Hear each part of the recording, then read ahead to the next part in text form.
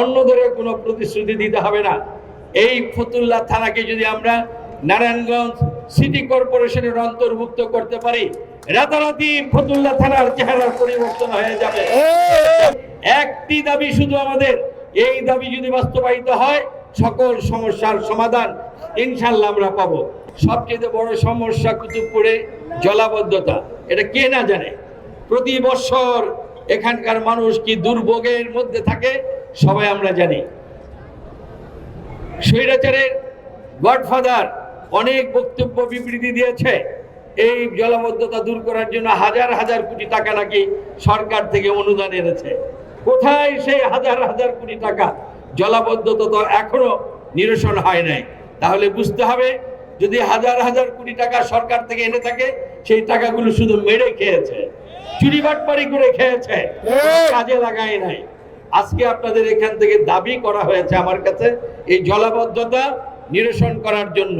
রাস্তাঘাটের উন্নয়ন হয় না এখানে, রাস্তাঘাটের উন্নয়ন এটা দেওয়া প্রয়োজন।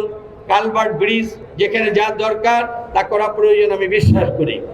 আমি যদি আজকে প্রতিশ্রুতি দিয়ে যাই যে আপনারা যদি আমাকে এমপি বানান তাহলে এগুলো করে দেব, সেই প্রতিশ্রুতি মিথ্যা হবে।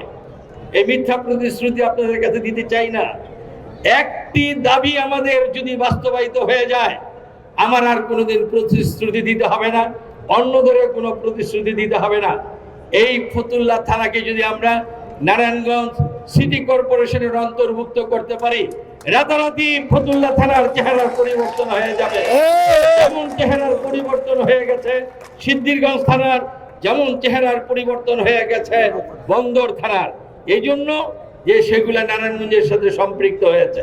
কাজেই এই বাস্তবতাটাকে আপনাদের সামনে বলে যাচ্ছি। একটি দাবি শুধু আমাদের, এই দাবি যদি বাস্তবায়িত হয় সকল সমস্যার সমাধান ইনশাল্লাহ আমরা পাবো, এই কথা বলতে পারি। আমি ইতিমধ্যে সরকারের কাছে দাবি দিয়েছি, নারায়ণগঞ্জ জেলা প্রশাসক, উপজেলা নির্বাহী কর্মকর্তা সবার সাথে কথা বলেছি। তারা প্রতিশ্রুতি দিয়েছে অবিলম্বে এই ফতুল্লাকে সিটি কর্পোরেশন অন্তর্ভুক্ত করার জন্য তারা সমস্ত ব্যবস্থা গ্রহণ করবে ইনশাআল্লাহ। আগামী কয়েকদিনের মধ্যে সিটি কর্পোরেশনের কর্মকর্তারা আমার সাথে বৈঠকে বসবেন, আমি তাদের সাথে কথা বলবো। তাদেরকে দিয়েও তড়িৎ এই ব্যবস্থা গ্রহণ করার জন্য আমরা চেষ্টা করব।